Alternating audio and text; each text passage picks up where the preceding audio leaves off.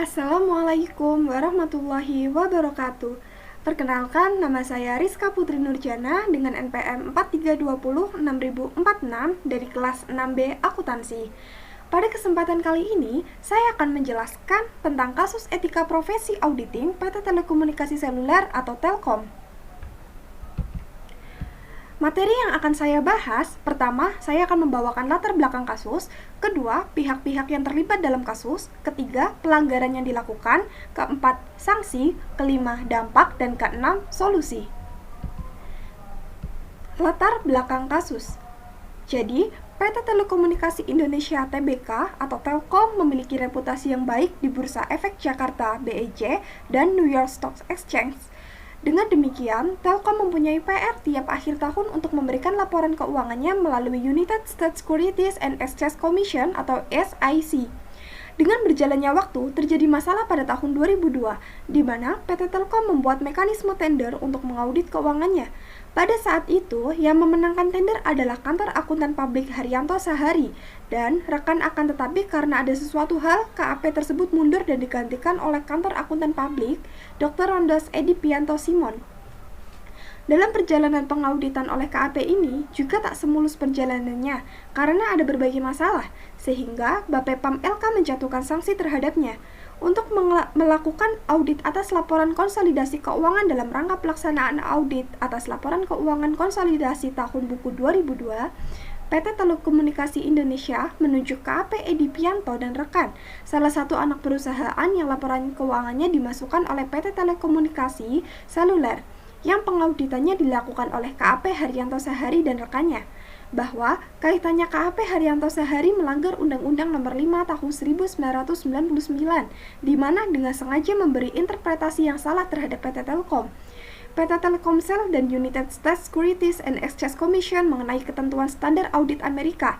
Dengan demikian menghalangi KAP Edi Pianto untuk melakukan audit dan meminta kejelasan sebagai first layer dalam pengauditan sebelumnya sehingga auditor kedua tersebut mengalami kesulitan. Kemudian, karena banyak hal yang harus dikaji ulang, di mana KAP Edi Pianto dapat meneruskan hasil audit yang sebelumnya telah dilakukan oleh KAP Haryanto Sahari. Hal tersebut menyebabkan KAP Edi Pianto terhalangi untuk bersaing di lantai bursa. Karena audit Telkomsel mengacu pada standar audit Amerika, maka harus mengikuti aturan SEC. PT Telkomsel membuka bursa di New York Stock Exchange.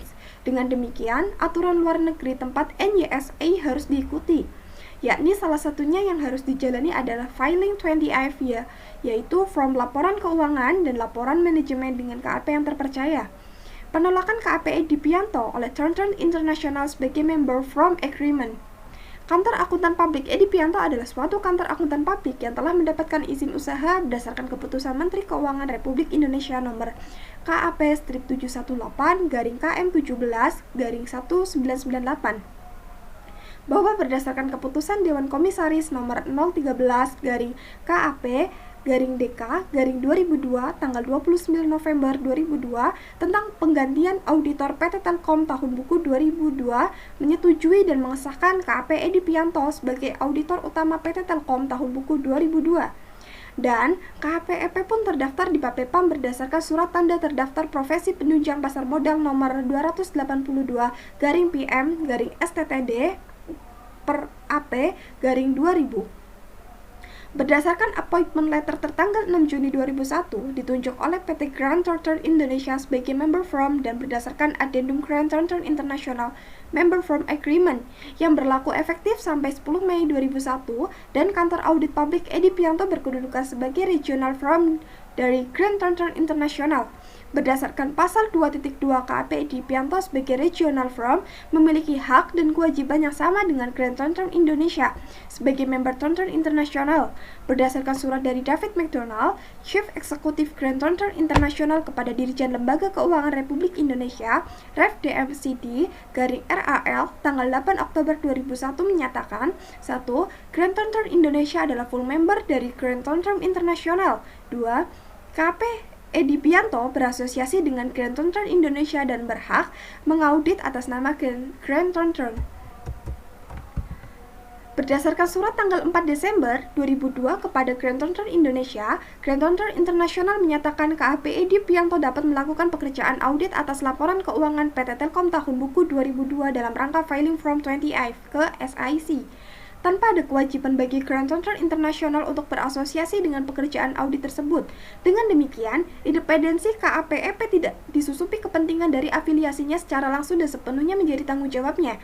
Pada kuartal pertama tahun 2003, KAP Edi Pianto tercatat di pasar modal berwenang mengaudit laporan keuangan terhadap 332 perusahaan di Bursa Efek Jakarta.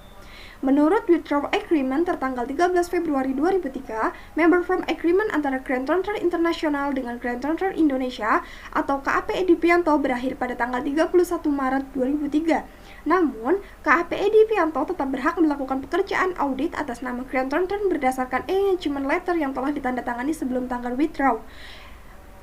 Untuk memahami US GIIS dan GIIP dalam rangka filing Form 20F, KAP Edi Pianto meminta bantuan dari Mark Iwan, Certified Public Accountant independen yang bukan merupakan partner dari Grand Thornton LLP, untuk memberi pelatihan dan konsultasi.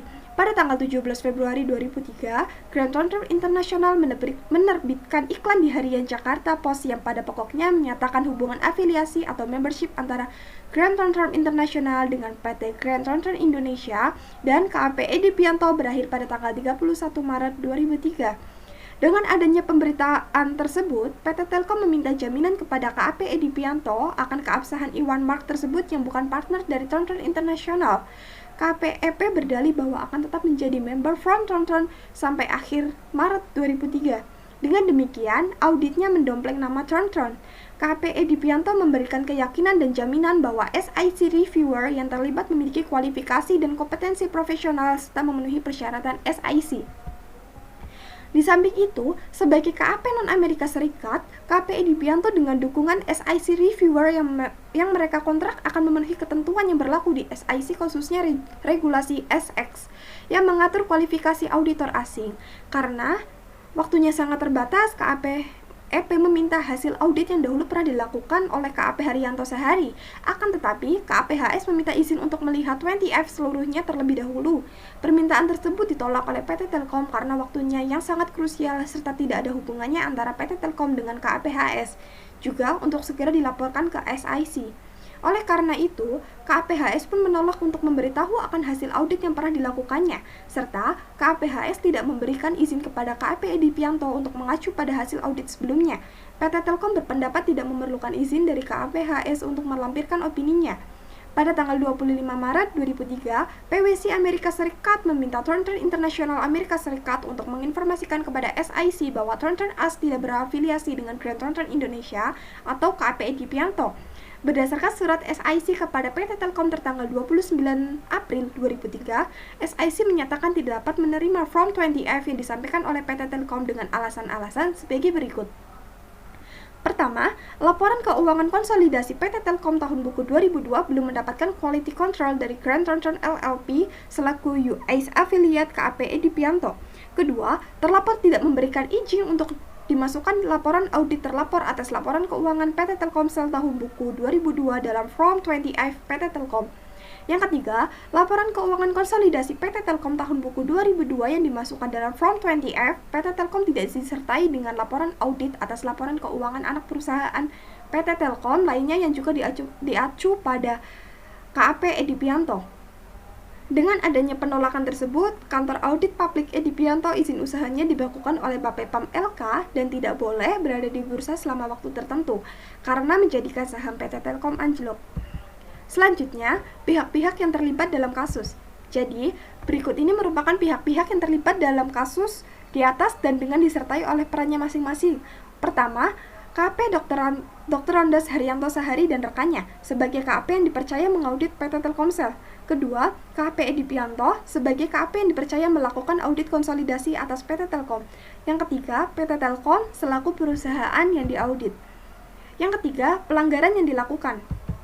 Jadi, berdasarkan kasus yang disampaikan, terdapat beberapa pelanggaran pada prinsip-prinsip Corporate Governance atau GISG. Prinsip-prinsip GISG meliputi transparansi, akuntabilitas, tanggung jawab, independensi, dan keterbukaan informasi. Pertama, Terkait transparansi, PT Telkom memiliki kewajiban untuk memberikan laporan keuangan setiap akhir tahun melalui United States Securities and Exchange Commission atau SEC untuk menjamin transparansi informasi kepada para pemegang saham. Namun, dalam kasus ini terdapat masalah dengan mekanisme tender untuk mengaudit keuangannya, di mana KAP Haryanto Sehari dan rekan mundur dan digantikan oleh KAP Edi Pianto Simon. Yang kedua, terkait akuntabilitas. PT Telkom harus bertanggung jawab atas masalah ini dan menyelesaikannya dengan transparan dan jujur. Namun, terdapat pelanggaran Undang-Undang Nomor 5 Tahun 1999 oleh KAP Haryanto Sehari dan rekan yang memberikan interpretasi yang salah mengenai ketentuan standar audit Amerika. Hal ini menghalangi KAP Edi Pianto untuk melakukan audit dengan benar dan meminta kejelasan sebagai lapisan pertama dalam pengauditan sebelumnya. Selanjutnya yang ketiga, terkait tanggung jawab. PT Telkom harus bertanggung jawab atas tindakan KAP Haryanto Sehari dan rekan yang melanggar undang-undang serta atas masalah yang terjadi pada pengauditan oleh KAP Edi Pianto. PT Telkom harus memastikan bahwa audit dilakukan dengan benar dan memberikan tanggung jawab kepada para pihak yang terlibat dalam proses audit tersebut. Yang keempat, terkait independensi. KAP Edi Pianto harus independen dalam melakukan audit dan tidak terpengaruh oleh afiliasi dengan Grant Thornton International. Meskipun KAP Edi Pianto adalah regional firm dari Grant Thornton International, independensi mereka tidak boleh disusupi kepentingan dari afiliasinya secara langsung. Keempat, sanksi. Jadi, berikut ini merupakan sanksi-sanksi yang diterima oleh pihak yang terlibat dalam kasus yang bersangkutan. Pertama, ada sanksi administrasi dari regulator pasar modal, seperti Bapepam LK dan SIC. Sanksi dapat berupa denda, pencabutan izin, atau tindakan lainnya sesuai dengan aturan dan peraturan yang berlaku. Yang kedua, sanksi internal dari perusahaan, seperti pemecatan atau pengunduran diri dari pihak-pihak yang terlibat dalam pelanggaran GISG. Hal ini dapat membantu menjaga integritas dan citra perusahaan. Yang ketiga, peningkatan pengawasan dan pengendalian internal, termasuk perbaikan mekanisme tender dan seleksi auditor selama peningkatan kualitas dan independensi audit. Hal ini dapat membantu mencegah terjadinya pelanggaran GISG di masa depan. Yang terakhir, peningkatan transparansi dan keterbukaan informasi kepada para investor dan stakeholder. Hal ini dapat membantu memperbaiki citra perusahaan dan meningkatkan kepercayaan dari para pemangku kepentingan.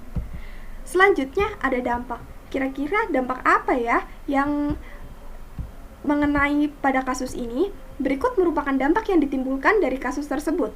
Dampak dari pelanggaran tersebut, prinsip GISG ini adalah reputasi PT Telkom yang terganggu dan dihukum oleh Bapepam LK. Selain itu, KAP Edi Pianto terhalangi untuk bersaing di bursa karena auditnya tidak lancar dan tidak terpercaya, sehingga merugikan bisnis PT Telkom. Penolakan KAP Edi Pianto oleh Thornton International sebagai member firm agreement juga dapat menghambat independensi KAP tersebut dalam melakukan pekerjaan auditnya. Keseluruhan dampak tersebut dapat berpotensi menimbulkan kerugian finansial dan reputasi yang signifikan bagi PT Telkom dan para pihak yang terlibat dalam kasus tersebut. Selain itu, kasus ini juga dapat berdampak pada penurunan nilai saham pada PT Telkom di bursa efeknya. Oleh karena itu, penting bagi perusahaan untuk mematuhi prinsip GISG dan meminimalkan resiko tersebut. Jadi, solusi yang dapat ditawarkan untuk mengatasi pelanggaran GISG di PT Telekomunikasi Indonesia antara lain, yang pertama, memperkuat kode etik profesi. PT Telkom perlu memperkuat kode etik profesi auditor dan kode etik profesi akuntan publik untuk memastikan bahwa semua praktik bisnis dan pengelolaan keuangan dilakukan dengan transparansi dan akuntabilitas. Perusahaan harus menjamin bahwa semua karyawan, termasuk para auditor dan akuntan publik, memahami dan menerapkan kode etik profesi secara konsisten. Yang kedua, meningkatkan pelatihan dan pengembangan karyawan. PT Telkom perlu meningkatkan pelatihan dan pengembangan karyawan, terutama para auditor dan akuntan publik, agar mereka memiliki pengetahuan dan keterampilan yang cukup untuk menjalankan tugas mereka secara profesional. Pelatihan dan pengembangan karyawan juga dapat membantu perusahaan memastikan bahwa mereka selalu mengikuti praktik bisnis terbaik dan terus meningkatkan kinerja mereka. Yang ketiga, mengintegrasikan sistem pengawasan internal yang kuat.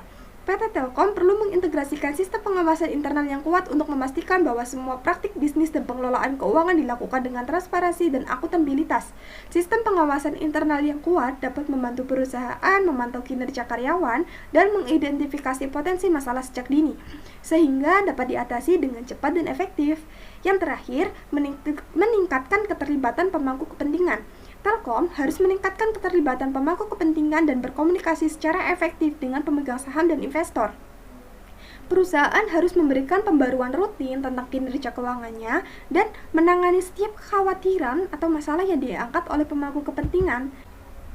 Jadi, kesimpulan dari kasus ini adalah perusahaan Telkom perlu mengambil pendekatan yang komprehensif untuk mengatasi masalah tata kelola perusahaan terkait dengan proses auditnya. Ini dapat melibatkan peningkatan seleksi dan pemantauan auditor, mempromosikan transparansi yang lebih baik dalam pelaporan keuangannya, dan memastikan bahwa semua pemangku kepentingan memiliki akses ke informasi yang akurat dan tepat waktu.